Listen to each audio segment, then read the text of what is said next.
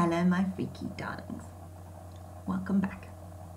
This week I'm going to be talking about the Eastern State Penitentiary in Philadelphia. It's considered one of the creepiest places in the world. Some even say it's downright evil. The Eastern State Penitentiary officially opens its fortress doors on the 25th of October, 1829. Prisoner number 1 was Charles Williams, burglar, light black skin, 5 feet, 7 inches tall, foot, 11 inches, that's a huge foot, scar on nose, scar on thigh, broad mouth, black eyes, farmer by trade, can read. Theft included one $20 watch, one $3 gold seal, 1 gold key. Sentenced to 2 years confinement with labor. Received by Samuel R. Wood, First Warden, Eastern State Penitentiary. ESP started out as a social experiment, using solitary confinement as its basis. This was the somewhat fucked up brainchild of the Philadelphia Society for Alleviating the Miseries of Public Prisons and funded by Quakers. So instead of actually alleviating the miseries, all they did was create insane inmates. Now, after entering the fortress, prisoners were examined and given a number, and that's all they became, a number. At that point, they stopped being human beings and lost their humanity. A hood was placed over a prisoner's head as guards led them to their cell. They were locked in their cell for the entire day, fed through a slot in the door, and only given a half hour to exercise. Once prisoners were locked away, the outside world, their loved ones, their prior lives, it all ceased to exist. Not only were they kept in solitary confinement, but were also held in complete and utter silence. Prisoners were not allowed to speak, sing, or hum. This was a place of absolute silence. Some prisoners were gagged with a metal tongue clamp if they did not abide by the code of silence. This prison gave new meaning to the term as silent as the grave, since it was basically a tomb for the living, and the prisoners were buried alive. The extreme isolation was intended to inspire redemption, but all it did was drive them crazy. Charles Dickens visited ESP and left convinced it was the worst prison on earth. Al Capone was an inmate for 8 months between 1929 and 1930. Now, unlike most of the other inmates, he was kept in relative luxury, but he still went a bit bonkers. He told a guard that the ghost of one of the men, James Clark, murdered in the St. Valentine's Day massacre, was haunting him. So one has to wonder if that was a ghost or just Al Capone's guilt. One of the other ghost stories is that of prison locksmith Gary Johnson, who was changing the locks when the prison was being converted into a tourist attraction. While working with one of the old locks, he saw several ghosts and felt a cold hand reaching into his body. Johnson said he was almost sure that the spirits were going to kill him. Visitors have also seen the ghosts of Joseph Taylor. Taylor bludgeoned an overseer named Michael Duran to death in 1884. Afterwards, Taylor calmly re-entered his cell and went to sleep. Some people believe Taylor's ghost still roams the prison's dilapidated halls. Now, some of the other really interesting former inmates include Victor Babe Andreoli, convicted of killing a Pennsylvania state trooper in 1937.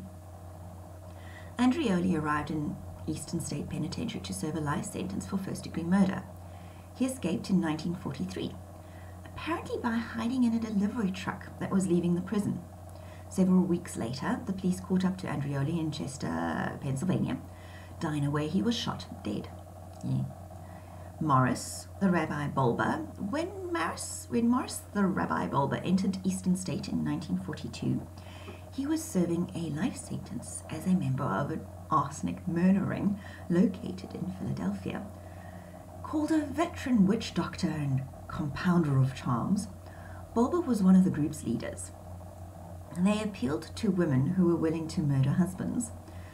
Now, arsenic was not the only method used to collect their husbands' insurance policies between 1932 and 1937.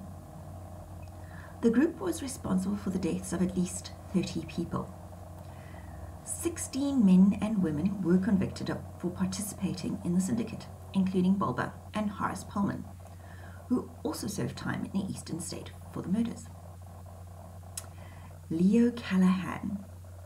Now, of approximately 100 inmates to escape from Eastern State, Leo Callahan is the only one that got away with it.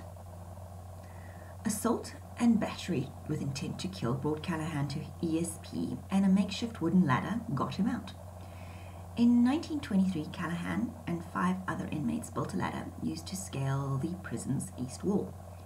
His 5 accomplices were all eventually recaptured, but Callahan is still at large, although he would now be well over 100 years old.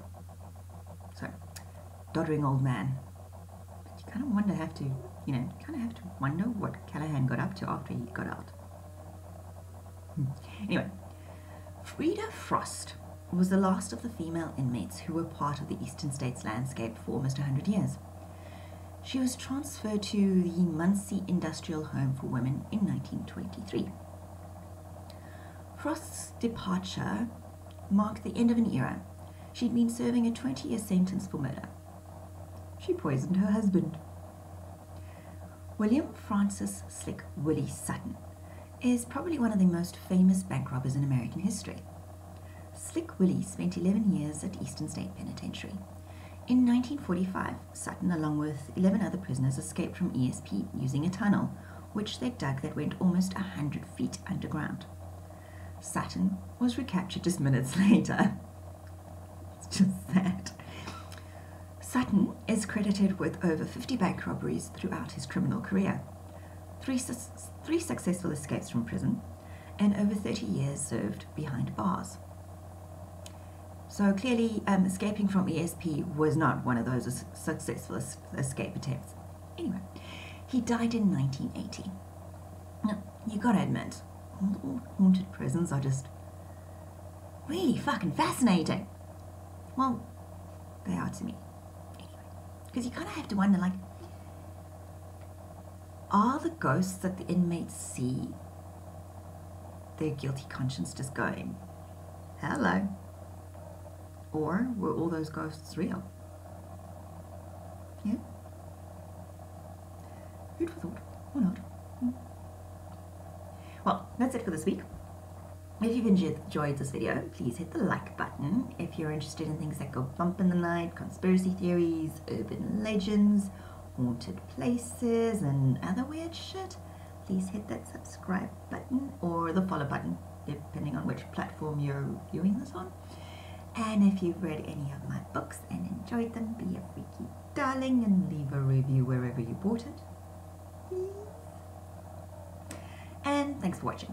And until next time, stay safe, stay healthy, and don't get yourself locked up in a haunted prison, or you could lose more than your freedom.